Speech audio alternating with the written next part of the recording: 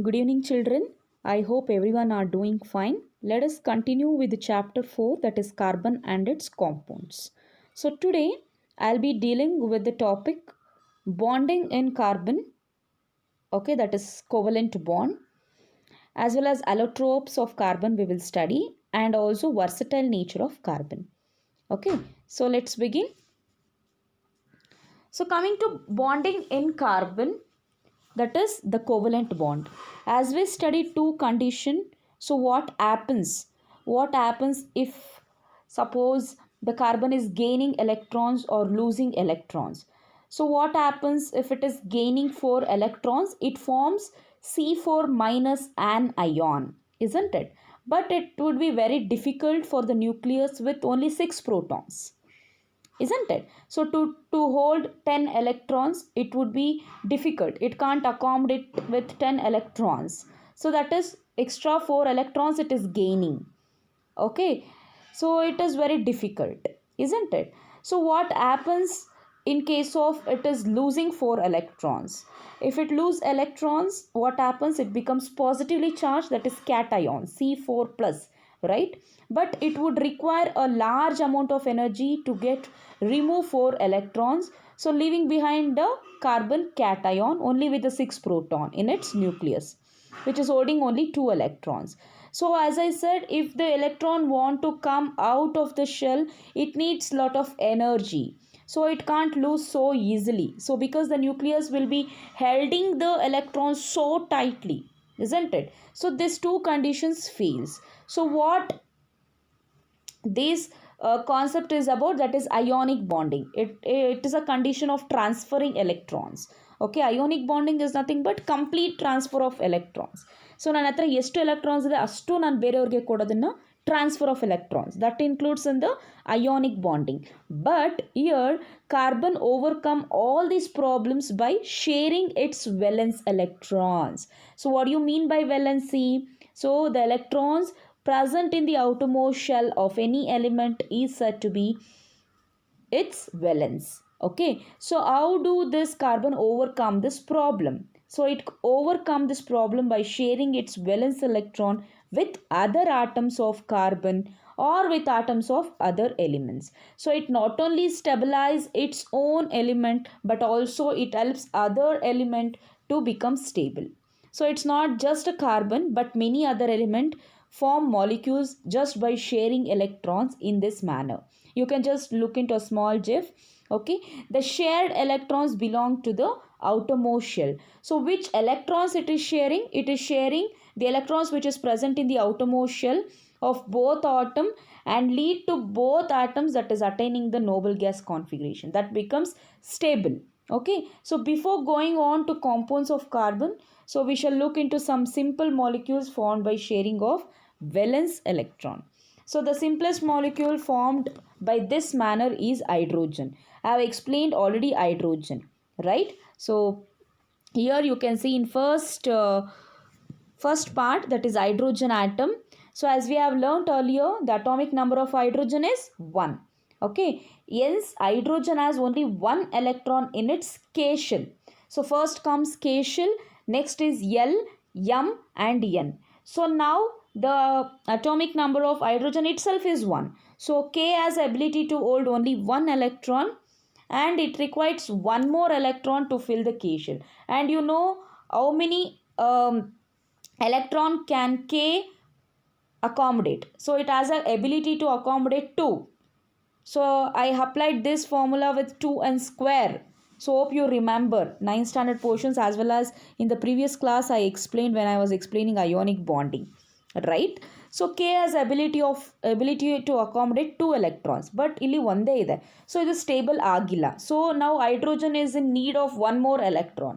So 2 hydrogen atoms share their electron to form a molecules of hydrogen, that is H2.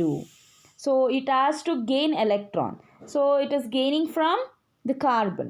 Okay, so this allows each hydrogen atom to attain the electronic configuration which is nearest to noble gas, that is helium. So helium, which has 2 electron in its K shell, so we can depict this by using dots or crosses to represent valence electrons. So in the textbook you can go through the picture 4.1. Okay, the shared pair of electrons is said to now constitute a single covalent bond. So now carbon is helping hydrogen, okay, and we can see that there is a bond formation occurs, that is single covalent bond between the two hydrogen atoms. Okay, now this single covalent bond we can represent by a line that is between two atoms. Okay, so now let us take one more example, that is chlorine. Okay, so the atomic number of chlorine is 17. So what could be its electronic configuration and its valency? So chlorine always forms a diatomic molecule, that means 2. Okay, so that is why we write it as Cl2, because it forms a diatomic molecule. So we can easily draw electron dot structure for this. So, and we need to note the valence shell electrons that should be depicted. Okay, so in the case of oxygen, we see the formation of double bond between the oxygen atom. Why it is forming double bond? This is because an atom of oxygen has 6 electrons in its L shell. So the atomic number of oxygen is 8. But in L shell it has 6 electrons and it requires 2 more electrons to complete its octet. So normal agi L shell alli 8 ಇರಬೇಕಿತ್ತು, but only 6 electrons ಇದೆ. So ಇದು octet ಆಗಬೇಕು ಅಂದರೆ ಏನು ಮಾಡಬೇಕು? It has to gain 2 more electrons ಅಲ್ವಾ? So each atom of oxygen is going to share 2 electrons with another atom of oxygen to give the structure. Okay, so the electrons contributed by each oxygen atom give rise to 2 shared pair of electrons. Okay, so this constitute a double bond because it is sharing 2 atoms, so it is double bond. Okay, so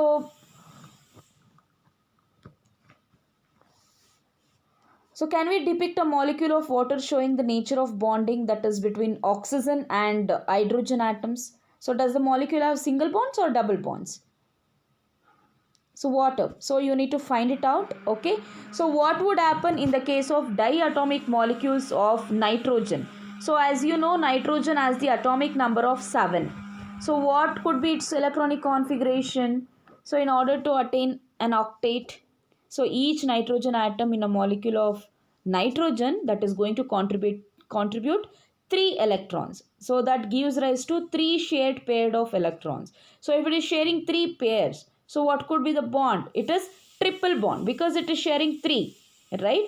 So the electronic dot structure of N2 and its triple bond can be depicted. So like this, you can see it in the picture, or else I'll show you the next slide. So this is how.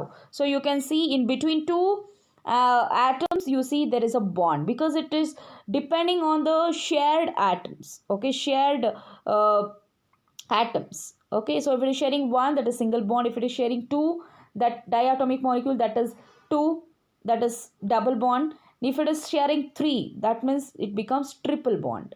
Okay, so this is about the bonding, that is covalent bond in case of carbon, because it fails in ionic bonding, it can't share complete electron, so it takes up covalent bonding. Okay, so next topic is about allotropes of carbon. So the element carbon occurs in different forms in nature.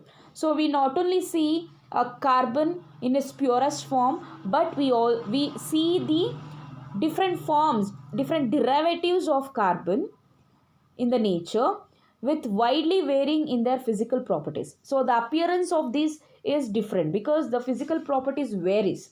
Okay, both diamond as well as graphite are formed by the carbon atoms. So that is a derivative of carbon, that is diamond and graphite. Okay, the difference lies in the manner in which the carbon atoms are bonded. So ಅದು ಹೇಗೆ different ಅಂತ ನಾವು ಹೇಳ್ತೀವಿ ಅಂದರೆ, ಯಾವ ರೀತಿ atoms bond ಆಗಿದೆ, so ಯಾವ ರೀತಿ ಒಂದಕ್ಕೊಂದು ಆಟಮ್ಸು ಬಾಂಡ್ ಆಗಿದೆ. So based on that we are making a differentiate between graphite and diamond. So ಡೈಮಂಡಲ್ಲಿ ಏನಾಗುತ್ತೆ ಅಂದರೆ, each carbon atom is bonded to 4 other carbon atoms. So I'll show you the structure in the next slide. Okay, so in case of diamond ಏನಾಗುತ್ತೆ ಅಂದರೆ, ಪ್ರತಿಯೊಂದು carbon atom it is bonded to 4 other carbon atoms and it forms a rigid 3-dimensional structure. So you understand what is three-dimensional structure, right? So what happens in graphite? So each carbon atom is bonded to three.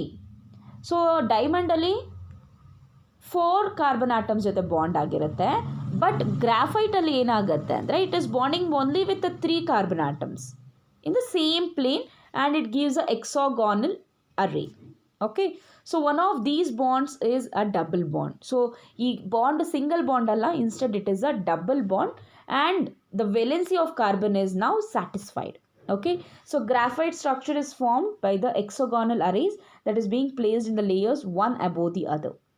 Okay, so these two different structure results in diamond and graphite having very different physical properties even though their chemical properties are same. So in case of diamond and graphite, it is different physical properties, appearance is different, but the chemical properties are same. So diamond, as you know, it is a hardest substance that is known, while graphite is a smooth and slippery. So opposite, right? So diamond is very hard, that means the physical property is different. So diamond is so hard, okay, but graphite is very smooth and slippery. So graphite, we call it as a very good conductor of electricity, unlike other non-metals. So we already studied in the chapter metals and non-metals, isn't it? So diamonds can be synthesized by subjecting pure carbon to very high pressure.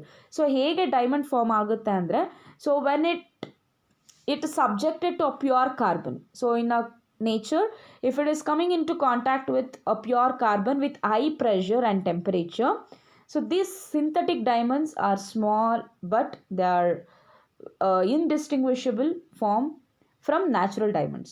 So this looks quite similar. Okay, next is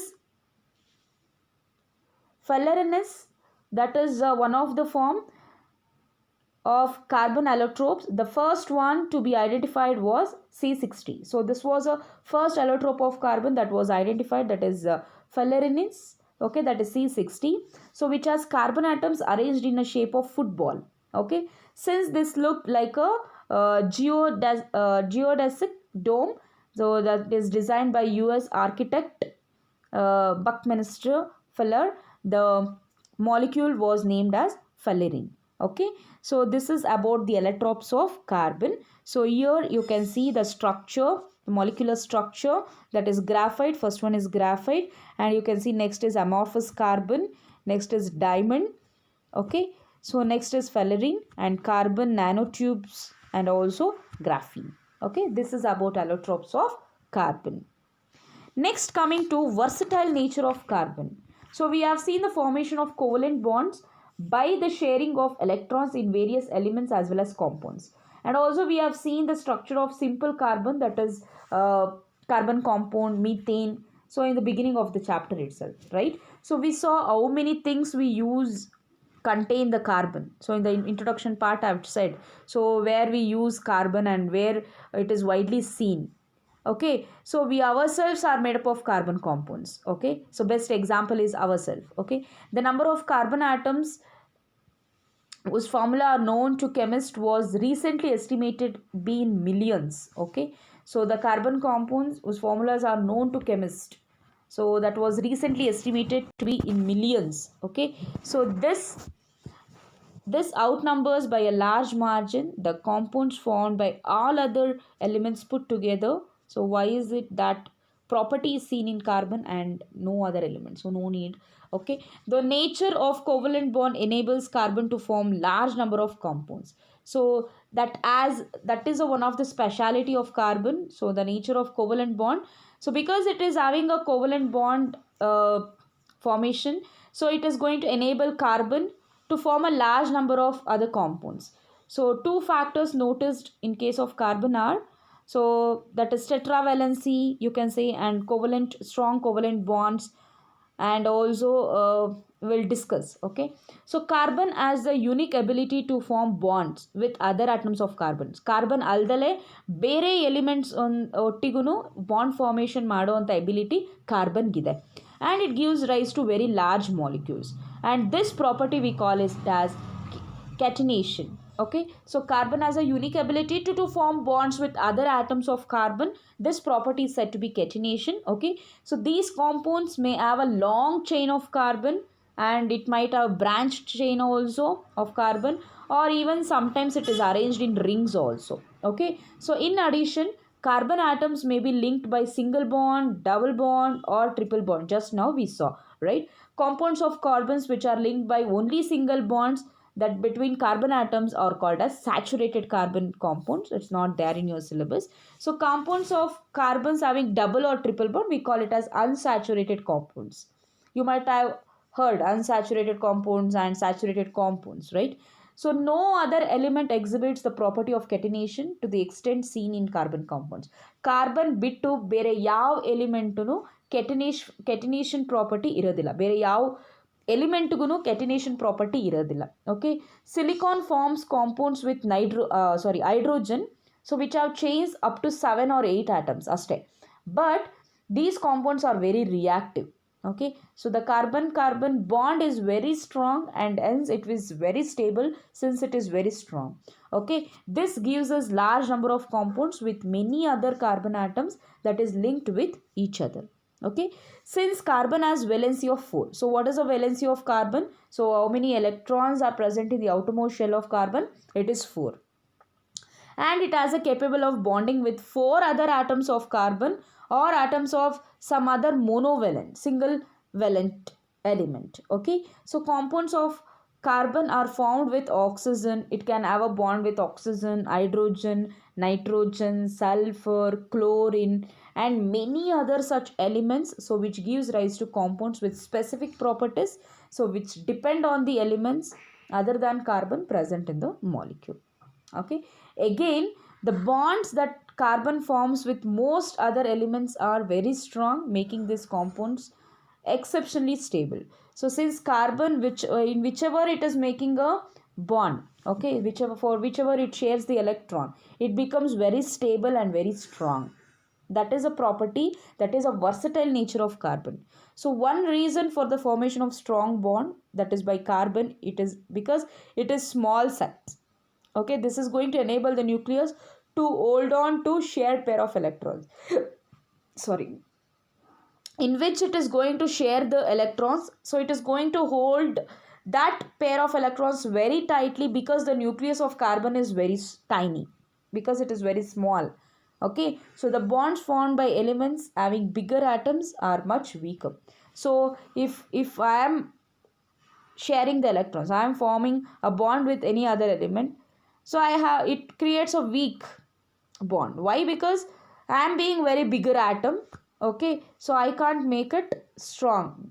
Since the nucleus of an atom or this carbon is very small, it can create a strong bond between the shared elements. Okay, so this is about versatile nature of carbon. So children, so this was the only little topics from this chapter, carbon and its compounds. Okay, so rest all topics has been eliminated from your syllabus. Okay, concentrate on only this much for your exam point of view. If you want to read this chapter, you can just read. Okay, but make sure you concentrate on the topics whichever I have done. Okay, so I will be sending worksheet, children.